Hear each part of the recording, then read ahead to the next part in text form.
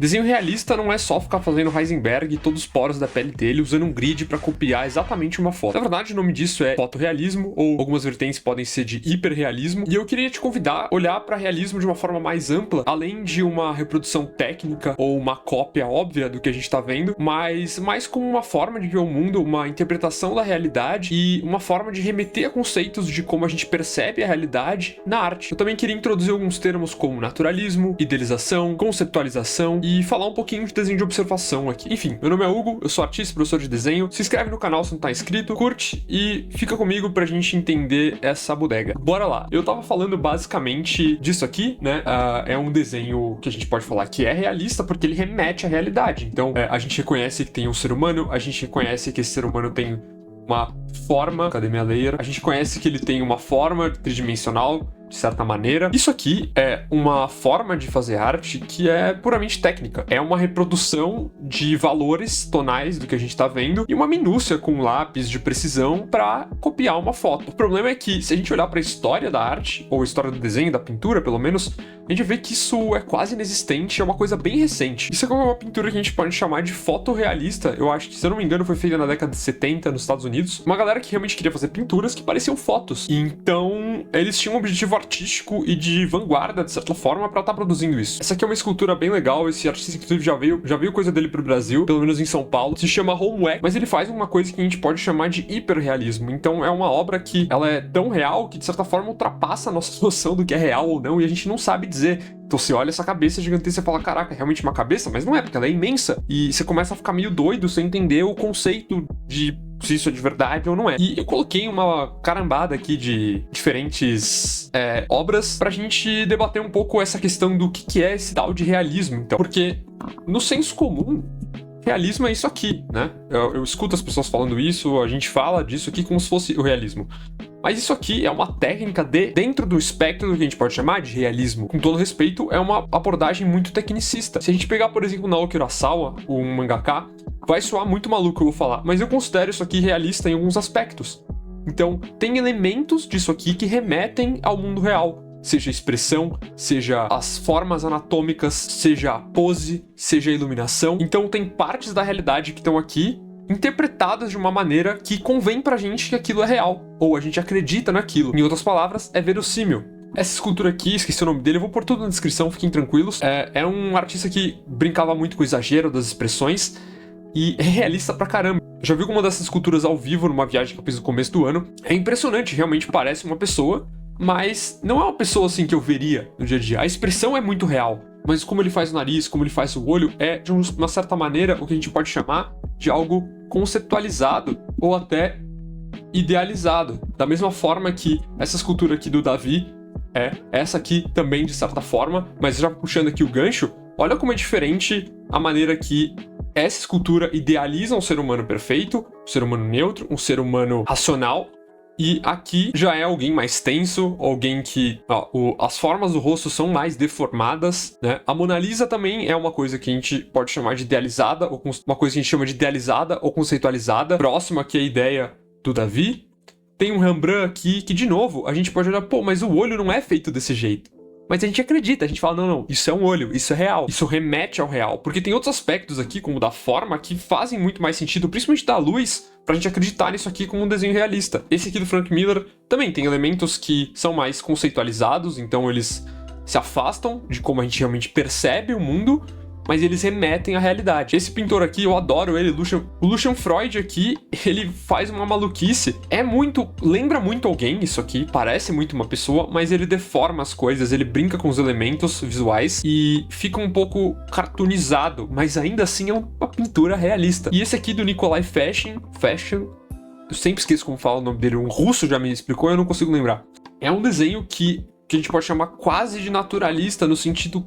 eu já vi alguém assim, sabe? Esses dois aqui, eu já vi pessoas assim, talvez como esse cara aqui também. Nesse segundo conjunto de imagens aqui, eu trouxe uma abordagem de realismo mais imaginativo, né? O James Gurney, que fez essa imagem, que tem um livro sobre isso, que eu ainda não li, mas o título é ótimo pra explicar isso. Então, são imagens que a gente pode até chamar algumas figuras de naturalistas e falar, caraca, mano, isso aqui é uma pessoa, a luz funciona desse jeito, a cor não sei se é assim na vida real, mas isso aqui poderia estar na minha frente agora e acreditar. Só que eles estão criando, pelo menos o Sargent, o Sorolla aqui, eles estão criando com esse naturalismo uma imagem que não estava necessariamente na frente deles. Tem movimento, tem coisas acontecendo, tem cores que não existem, provavelmente tem posições dos modelos que realmente não estavam lá de início. E se a gente pegar um Alex Ross da vida, as formas são muito anatômicas, a luz convém muito à realidade, apesar de sumir um pouco das formas na sombra, que é uma coisa bem barroca. E se a gente pegar o Moebius, tá mais ali pro primeiro conjunto de imagens, a gente também vai ver essa questão de elementos que remetem ao real, elementos que se afastam dele, mas ainda são verossímeis. Esse vídeo, minha ideia também é propor uma solução para você que tá preso em copiar fotos e tá achando que é só isso que dá para fazer com desenho.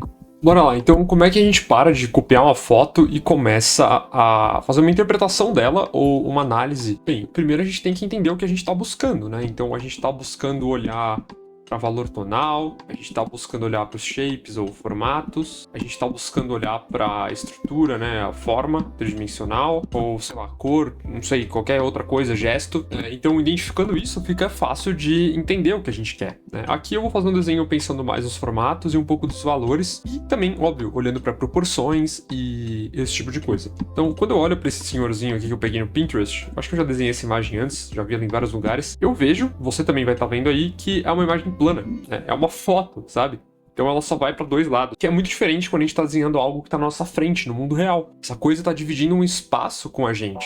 Isso já é uma dificuldade e uma vantagem de trabalhar com foto. A gente já está num plano bidimensional, que também é o plano que a gente vai trabalhar o desenho. Então vamos supor que eu faça isso aqui, ó.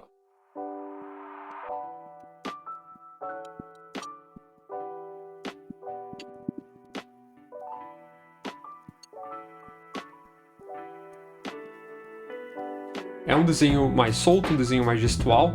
Vocês podem perceber que tem coisas que não lembram esse cara e tem coisas que já começam a lembrar, né? Tem coisas que já estão mais ou menos ali no lugar e já remetem pra gente a imagem desse senhor, né?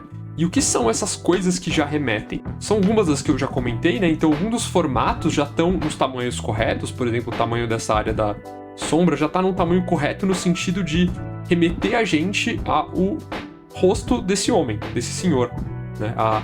Essa abstração aqui, que quase uma peça de quebra-cabeça, já tá meio que no lugar para nosso olho entender que lembra alguém, ou lembra aquele senhor. E isso já é muito diferente de começar copiando a imagem pelo valor que a gente tá vendo, de tipo, fazer um desenho de contorno, por exemplo, eu poderia ter feito isso aqui, né? Poderia ter pego isso aqui, ó, e poderia ter começado a preencher isso aqui de uma forma até um pouco intuitiva, ou um pouco mais... No meu desenho, eu tô tentando olhar para diversas coisas que eu observo ao mesmo tempo e colocar isso tudo já no desenho. Então são as formas, são os tamanhos, é o gesto. Agora eu vou começar a entrar um pouco com os valores para a gente começar a separar um pouquinho mais esses tamanhos, essas relações aqui começarem a ficar um pouquinho mais nítidas e a gente conseguir entender melhor o que eu tô acertando, o que eu tô errando, sem ficar muito preso ali também na referência, no sentido de eu não tô preocupado se eu tô fazendo igual, eu tô preocupado se eu tô criando um desenho interessante e um desenho que tá verossímil a esse cara que esse objetivo que eu tenho,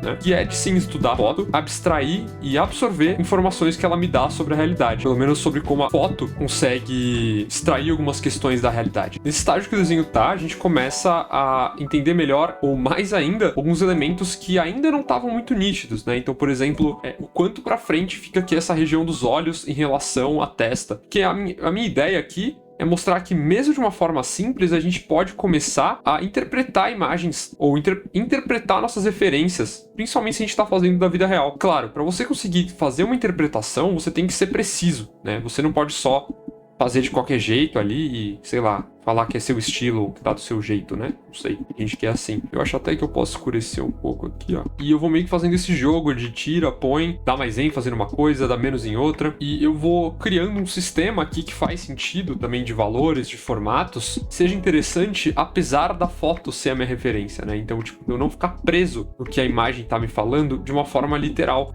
Importante também ver o desenho de longe, eu tô tão perto aqui por causa da gravação. O que é legal de perceber é que eu exagerei algumas coisas, né? Ou comecei a exagerar algumas ideias, seja da luz refletida, exagerando um pouco ainda mais agora, ou algumas formas, algumas coisas de contraste de luz e sombra mesmo, que eu dei uma enfatizada. Alguns elementos visuais, assim, tipo do lápis mesmo aqui que o Krita tem, que eu também dei uma enfatizada, são coisas que não estão na foto, né? E se a gente só copiar os valores, se a gente só copiar literal a foto como a gente tá vendo, a gente não desenvolve essa capacidade de abstrair a imagem, de tomar decisões criativas para poder fazer algo interessante, ou até depois mesmo da imaginação. Enfim, tá aparecendo na tela como ficou o desenho depois que eu dei uma trabalhadinha a mais. Moral da história, o termo é só um termo. Tem que buscar o que funciona para você, o que vai fazer sentido pro seu trabalho e o que te interessa. Se você quer copiar fotos usando grids, vai em frente. Isso não tá errado e se faz bem pra você, manda ver. Se você quer dar um passo além, criar suas imagens, entender a profundidade que tem no desenho de observação, então um pouco do que eu comento aqui no vídeo pode ser um caminho válido. E por hoje é isso. Não esquece de curtir, comentar o que você achou, se discordou de algo que eu falei, se você tem algo a acrescentar, eu tô super aberto pra ouvir, pra gente trocar essa ideia. E compartilhe esse vídeo com alguém que também tá com essa dificuldade de distinguir o que é realismo, o que é semi-realismo, hiperrealismo, ou só tá com dificuldade de usar fotos na hora de estudar. Oh, yeah!